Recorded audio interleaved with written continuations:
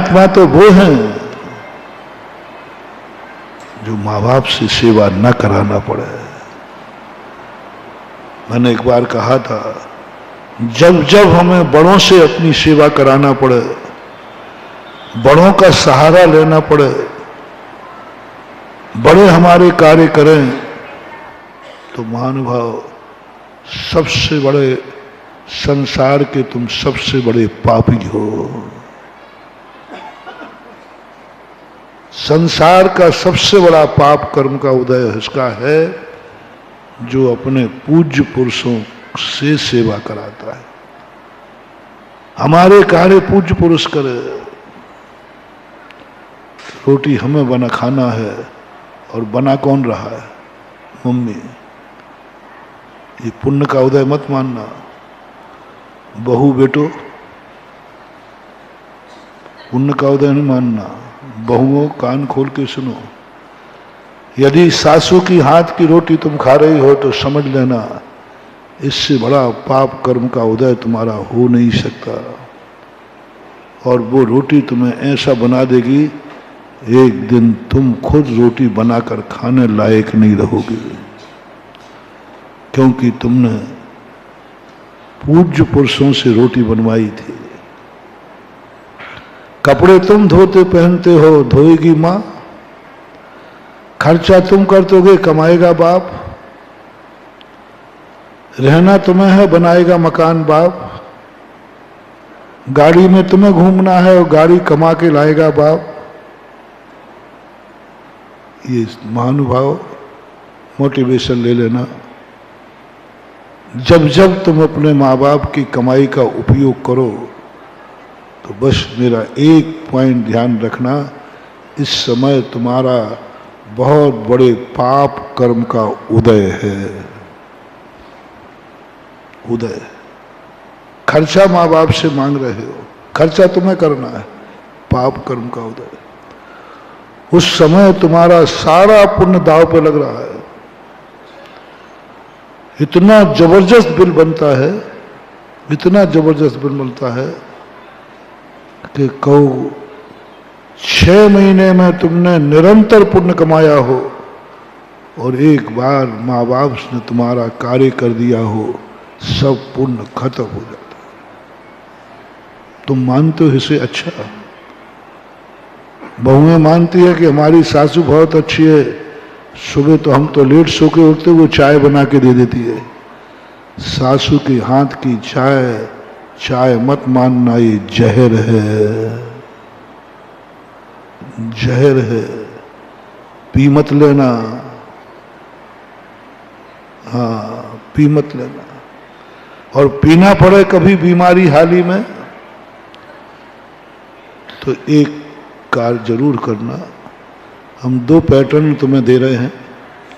एक तो निषेधात्मक कि ये कार्य करना ही नहीं, ये भावना हमें करना ही नहीं। भावना भाव मैं कभी मेरे लिए कभी सासू चूल्हे पर रसोई पर न जावे मेरे लिए। फिर भी कभी मजबूरी में कराना ही पड़े, बीमारी हाली है, कभी परेशानी आ भी जाए तो बस एक दूसरा पॉइंट है, खेद व्यक्त करना। हाथ दुष्ट किया, मेरे पाप कर्म का उदय है, मेरे अशुभ कर्म का है। हे भगवान, मैंने कौन सा पाप किया जो आज सासू मेरे लिए चाय बना के लाई है, सासू ने मेरे लिए गिलास भर के पानी दिया है, सासू ने मेरे लिए रोटी बना के दिलाई है, XYZ। खेद जरूर कर लेना, सौभाग्य मत मानना, हर्षित मत होना, नहीं तो उस समय ऐसे पाप कर्म का बंध होगा कि तुम बनाने लायक ही नहीं रहोगे, सारी शक्ति भस्म हो जाएगी। अभी बताता हूं, विद उदाहरण, शास्त्र के अनुसार पूरी शक्ति खत्म हो जाएगी। हर्ष नहीं मना, खेद है, खेद है। छोकरों से मेरा कहना, कभी पिताजी से, कभी माँ से, तुम कपड़े कभी अपनी जिंदगी में बड़े होने के बाद माँ से कपड़े मत धुलवाना, प्रेस मत करवाना, नहीं तो तुम्हें ऐसा कर्मबंध होगा, मुनि बनोगे नहीं और कपड़े पहनने लायक ही नहीं रहोगे, कपड़ा भी नहीं मिलेगा, क्योंकि तुम्हारे कपड़े पहनने के तुमने माँ से धुलवाए थे। या तो ऐसी बीमारी होगी कपड़े नहीं पहन पाओगे, या कपड़े का ही इंतजाम नहीं होगा, क्योंकि तुमने कपड़े माँ से धुलवाए थे, माँ से प्रेस करवाया था। अपने कपड़े माँ से नहीं धुलवाना जब से तुमने होश संभाला है। और महाराज जी कभी ऐसा करना पड़े तो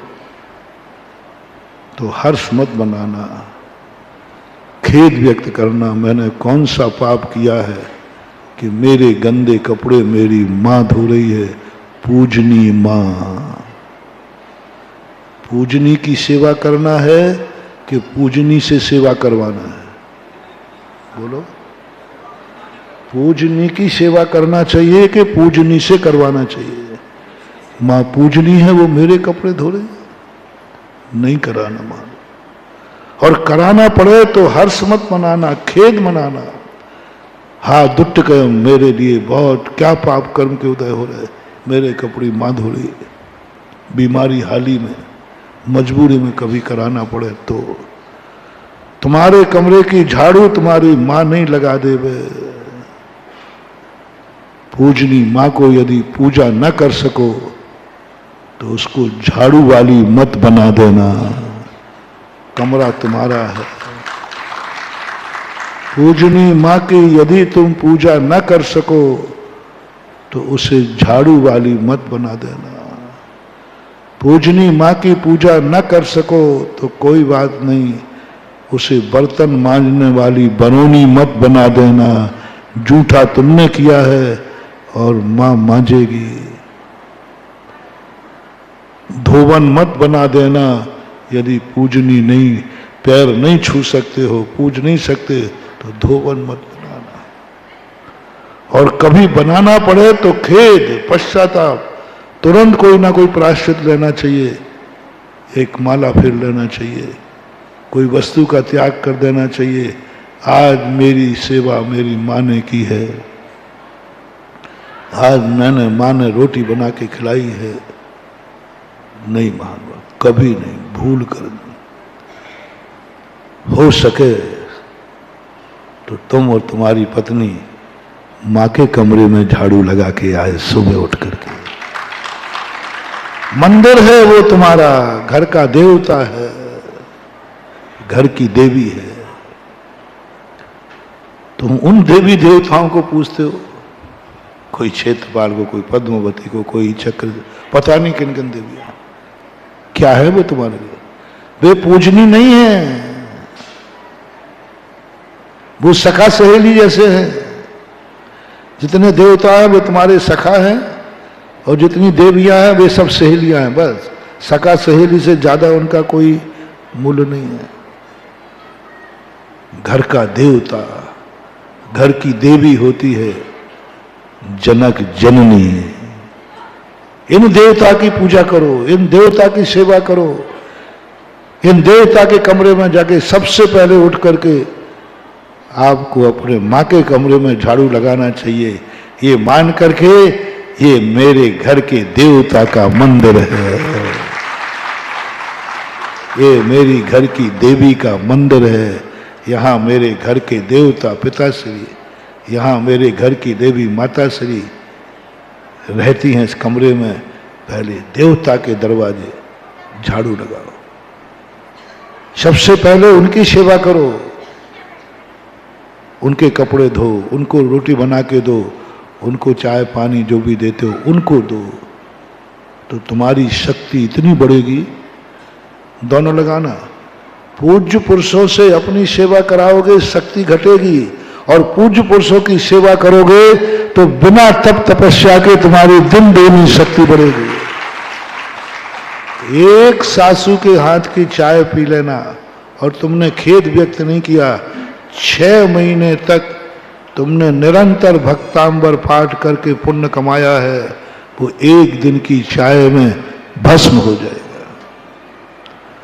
और एक गिलास में दूध भर करके, चाय भर करके, बना करके तुमने सासू को दिया, तुम्हारा इतना पुण्य बन जाएगा, ऐसा पुण्य बनेगा कि कल तुम्हारे कोई कार्य तुम नहीं करोगे, हर कार्य के लिए तुम्हारे यहां नौकर लगा होगा और तुम कुछ नहीं करना पड़ेगा। ये पुण्य बंद होता है, ये शक्ति आती है, समर्थ होते हैं। तो बड़ों का सहयोग नहीं लिया जाता, और लेना पड़े तो खेद व्यक्त करो, खेद व्यक्त करो। और इसी प्रकार से ऐसा तुम्हारे यही नहीं है, मंदिर में भी यही है। मैंने बताया था बहुत दिन पहले, मैं तो कभी अपनी सेवा भगवान से नहीं कराता, अपने कार्य भगवान से कभी नहीं कराता। मेरा कितने बहुत सारे कार्य मैं भगवान से कभी नहीं कराता। मेरे जीवन में कितने ही संकट आ जाए, मैं भगवान को कभी बॉडीगार्ड नहीं बनाता, अंग रक्षक नहीं बनाता, भगवान मेरी रक्षा करो। मैंने कि भगवान, सब लोग कहते महाराज आपको तो भगवान बहुत प्यारे हैं, आपकी तो भगवान तक बहुत पहुंच है, आप अपने संकटों भगवान। मैंने कि नहीं, मैं संकट झेलते झेलते मर जाऊंगा, लेकिन भगवान से संकट दूर नहीं करवाऊंगा। उनसे वो मेरी सेवा करे मेरे रास्ते में। मैंने एक कविता सुनाई थी, कभी यहां सुनाई।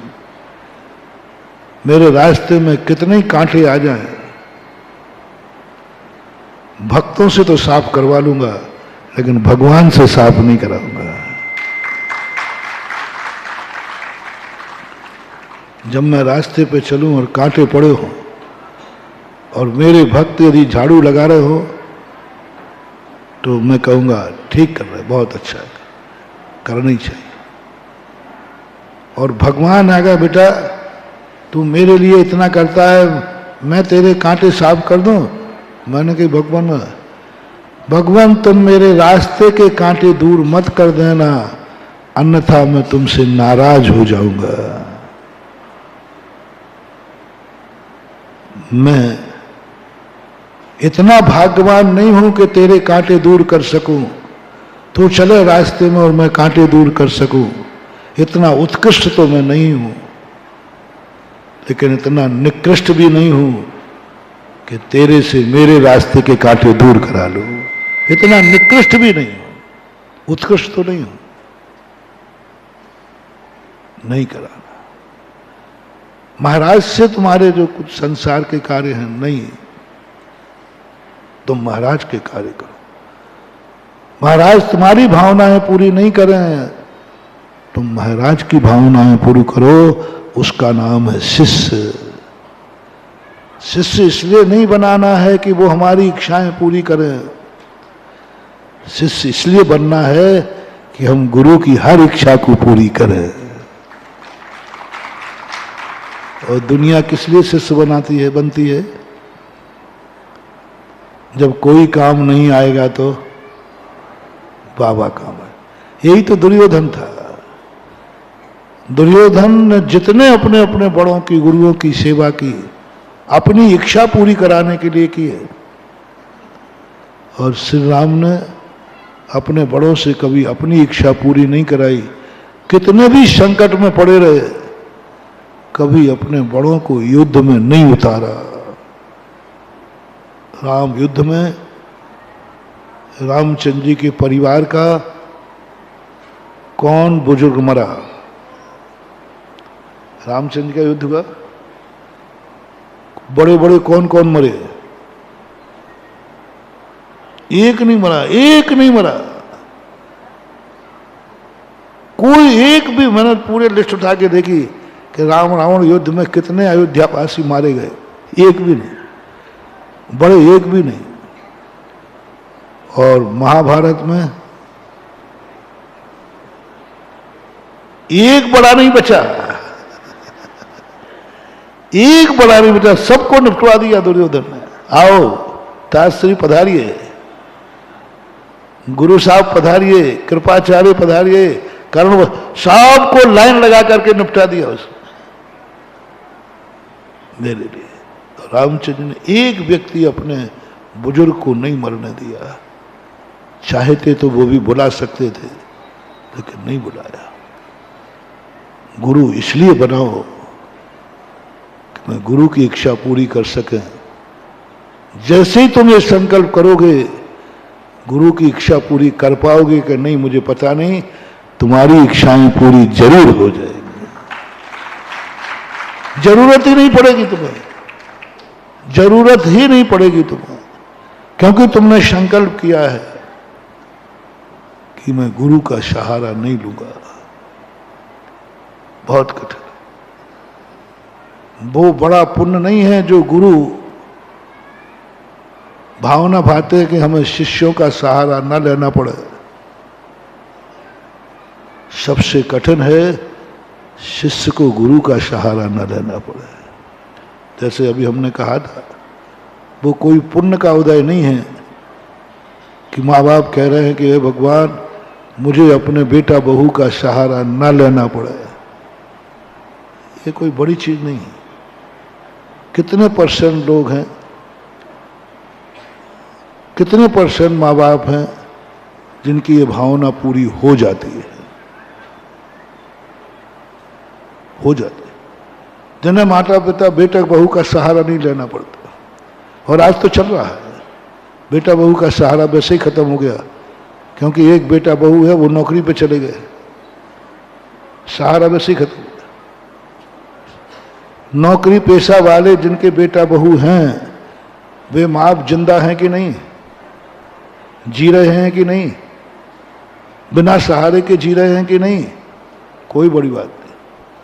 सैकड़ों हजारों माता पिता हैं जिन्होंने अपने बेटा बहू के हाथ से एक गिलास पानी नहीं लिया, कोई सहारा नहीं लिया, अपने पुण्य पर जी करके चले गए।